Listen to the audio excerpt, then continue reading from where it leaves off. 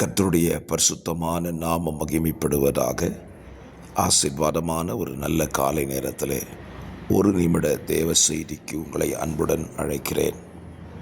பரலோக ராஜ்யத்தில் நாம் பிரவேசிப்பதற்கு செய்ய வேண்டிய காரியம் மத்தேயு 18:3, நீங்கள் மனம் திரும்பி பிள்ளைகளைப் போல ஆகாவிட்டால் பரலோக ராஜ்யத்தில் பிரவேசிக்க மாட்டீர்கள் என்று மெய்யாகவே உங்களுக்கு சொல்லுகிறேன். பரலோக ராஜ்யத்தில் பிரவேசிப்பதற்கு மனம் திரும்பி பிள்ளைகளைப் போல மாற வேண்டுமாம். பிள்ளைகளைப் போல என்று சொன்னால் பிள்ளைகளின் இருதயத்தைப் போல எதற்கும் கீழ்ப்படுகிற சுபாவத்தை உடையவர்களாக மாறுகிற அனுபவத்தை கொண்டிருந்தால் மாத்திரம் பரலோக ராஜ்யத்தில் பிரவேசிக்க முடியும்.